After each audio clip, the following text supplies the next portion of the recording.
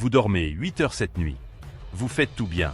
Et pourtant, demain matin, votre graisse abdominale sera légèrement plus épaisse qu'hier. Pas à cause de ce que vous avez mangé. Pas à cause d'un manque d'activité. Mais à cause d'une hormone que votre corps fabrique en ce moment même, pendant votre sommeil, sans vous demander votre avis. Cette hormone s'appelle le cortisol. Et ce que la plupart des gens ne savent pas, c'est qu'elle ne se contente pas de réagir au stress. Elle sculpte littéralement votre corps, nuit après nuit, en suivant un programme silencieux gravé dans votre biologie depuis des dizaines de milliers d'années. La troisième chose qui devrait vous couper le souffle. Des recherches publiées dans le Journal of Clinical Endocrinology Metabolism ont montré que chez des individus en bonne santé, une seule nuit de mauvais sommeil peut provoquer une élévation du cortisol suffisante pour accélérer le stockage de graisse viscérale de manière mesurable. Dès le lendemain matin.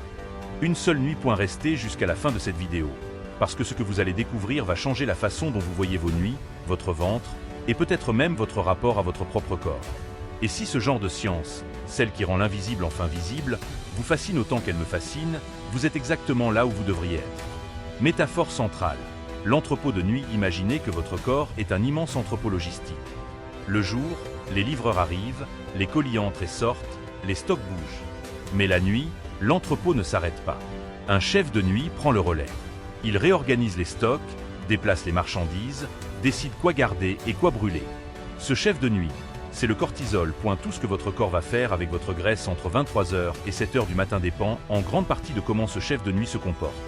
Et si quelque chose perturbe son programme, si quelqu'un allume les lumières en pleine nuit, le chaos s'installe dans l'entrepôt. Les mauvaises marchandises restent. Les bonnes partent trop vite. Et au fil des semaines, votre corps ne ressemble plus à ce qu'il devrait être. Nous allons suivre ce chef de nuit heure par heure. Ce que vous allez découvrir est contre-intuitif à presque chaque étape. Partie 1. Le paradoxe du sommeil profond. Quand votre cortisol est au plus bas, votre corps brûle le plus.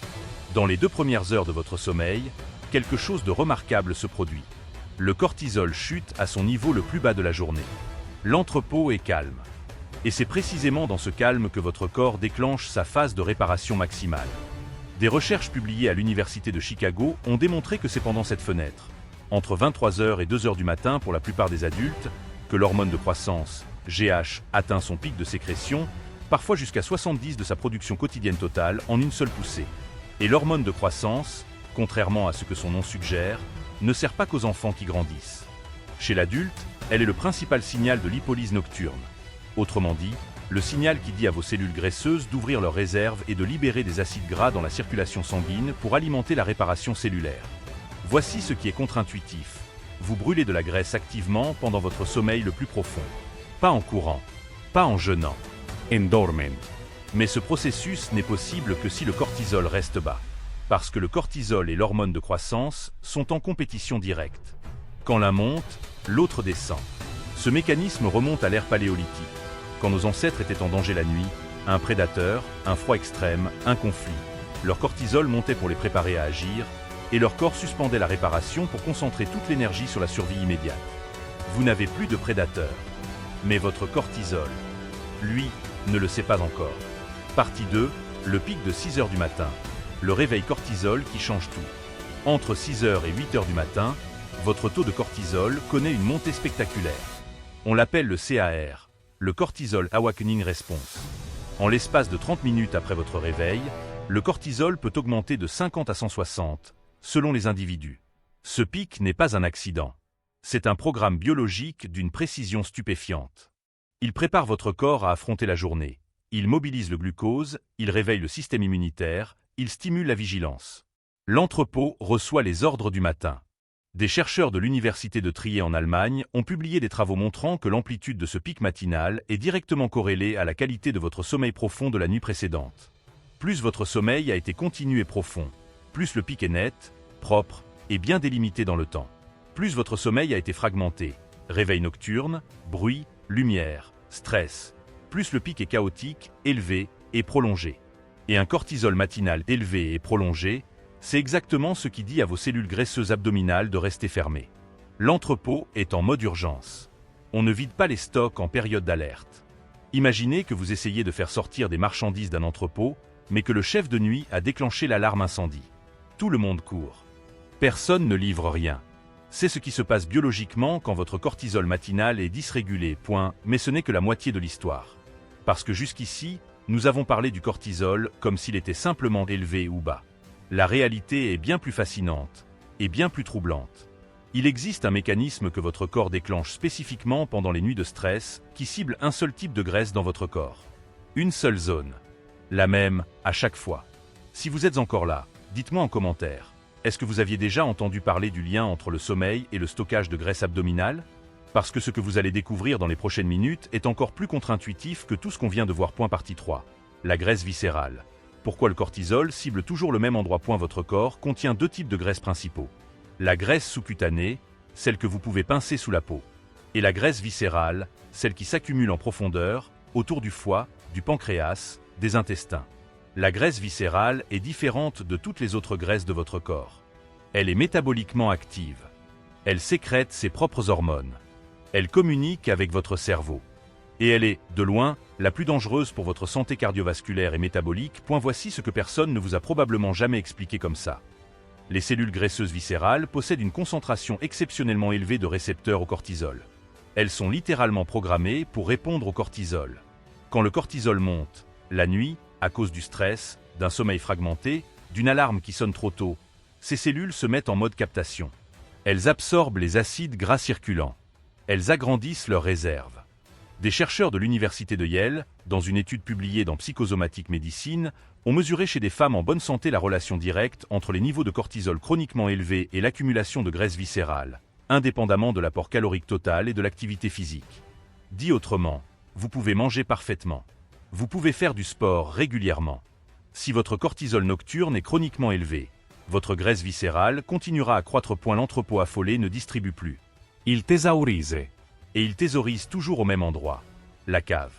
La partie la plus centrale, la plus profonde.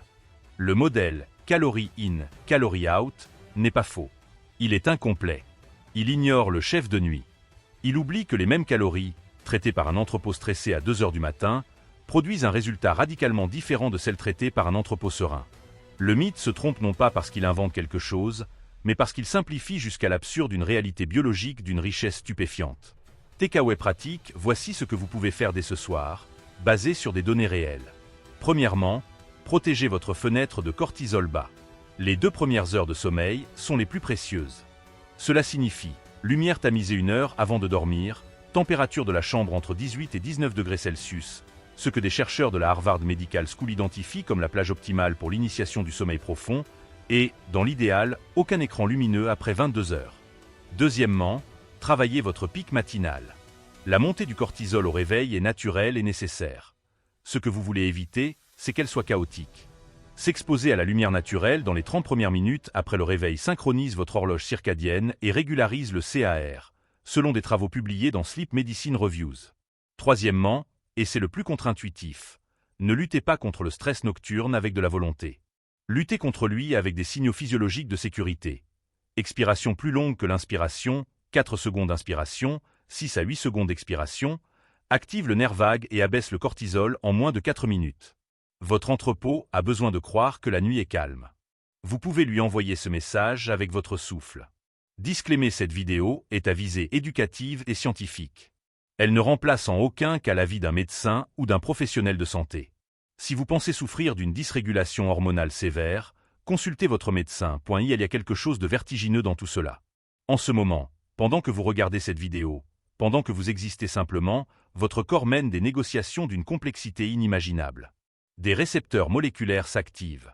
Des gènes s'allument et s'éteignent. Une hormone sécrétée dans une glande microscopique au-dessus de votre rein dicte la géographie de votre corps. Et tout cela remonte à une époque où l'un de vos ancêtres, quelque part en Afrique de l'Est, a survécu à une nuit difficile parce que son cortisol lui a dit de garder ses réserves. Cette décision, prise dans un corps qui n'existe plus depuis des millénaires, continue de s'exécuter dans le vôtre, chaque nuit, avec une fidélité absolue. Ce n'est pas une anomalie. Ce n'est pas une trahison de votre biologie.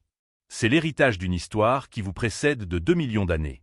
La prochaine fois que vous vous réveillez la nuit et que vous sentez votre esprit s'emballer, souvenez-vous que votre corps interprète cela comme une menace réelle, et qu'un souffle lent, profond, régulier, peut littéralement modifier la chimie de vos cellules graisseuses d'ici le matin. Dites-moi en commentaire. Est-ce que la façon dont vous vivez vos nuits a changé quelque chose dans votre rapport à votre corps? Et est-ce que vous pensiez, avant cette vidéo, que le sommeil et la graisse étaient liés de cette façon-là? Si vous aimez qu'on rende la science précise, visuelle et impossible à oublier, l'abonnement est juste en dessous. Et chaque vidéo pousse un peu plus loin ce que vous croyez savoir sur vous-même. Je vous retrouve dans la prochaine vidéo. Le modèle calorie in, calorie out n'est pas faux. Il est incomplet. Il ignore le chef de nuit. Il oublie que les mêmes calories, traitées par un entrepôt stressé à 2 heures du matin, produisent un résultat radicalement différent de celles traitées par un entrepôt serein. Le mythe se trompe non pas parce qu'il invente quelque chose, mais parce qu'il simplifie jusqu'à l'absurde une réalité biologique d'une richesse stupéfiante. Takeaway pratique, voici ce que vous pouvez faire dès ce soir, basé sur des données réelles. Premièrement, protégez votre fenêtre de cortisol bas. Les 2 premières heures de sommeil sont les plus précieuses. Cela signifie lumière tamisée 1 heure avant de dormir, température de la chambre entre 18 et 19 degrés Celsius, ce que des chercheurs de la Harvard Medical School identifient comme la plage optimale pour l'initiation du sommeil profond, et, dans l'idéal, aucun écran lumineux après 22 heures. Deuxièmement, travaillez votre pic matinal. La montée du cortisol au réveil est naturelle et nécessaire. Ce que vous voulez éviter, c'est qu'elle soit chaotique. S'exposer à la lumière naturelle dans les 30 premières minutes après le réveil synchronise votre horloge circadienne et régularise le CAR, selon des travaux publiés dans Sleep Medicine Reviews. Troisièmement, et c'est le plus contre-intuitif, ne luttez pas contre le stress nocturne avec de la volonté. Luttez contre lui avec des signaux physiologiques de sécurité. Expiration plus longue que l'inspiration, 4 secondes d'inspiration, 6 à 8 secondes d'expiration, active le nerf vague et abaisse le cortisol en moins de 4 minutes. Votre entrepôt a besoin de croire que la nuit est calme. Vous pouvez lui envoyer ce message avec votre souffle. Disclaimer, cette vidéo est à visée éducative et scientifique. Elle ne remplace en aucun cas l'avis d'un médecin ou d'un professionnel de santé. Si vous pensez souffrir d'une dysrégulation hormonale sévère, consultez votre médecin. Il y a quelque chose de vertigineux dans tout cela. En ce moment, pendant que vous regardez cette vidéo, pendant que vous existez simplement, votre corps mène des négociations d'une complexité inimaginable. Des récepteurs moléculaires s'activent. Des gènes s'allument et s'éteignent. Une hormone sécrétée dans une glande microscopique au-dessus de votre rein dicte la géographie de votre corps. Et tout cela remonte à une époque où l'un de vos ancêtres, quelque part en Afrique de l'Est, a survécu à une nuit difficile parce que son cortisol lui a dit de garder ses réserves. Cette décision, prise dans un corps qui n'existe plus depuis des millénaires, continue de s'exécuter dans le vôtre, chaque nuit, avec une fidélité absolue. Ce n'est pas une anomalie. Ce n'est pas une trahison de votre biologie. C'est l'héritage d'une histoire qui vous précède de 2 millions d'années. La prochaine fois que vous vous réveillez la nuit et que vous sentez votre esprit s'emballer, souvenez-vous que votre corps interprète cela comme une menace réelle, et qu'un souffle lent, profond, régulier, peut littéralement modifier la chimie de vos cellules graisseuses d'ici le matin. Dites-moi en commentaire.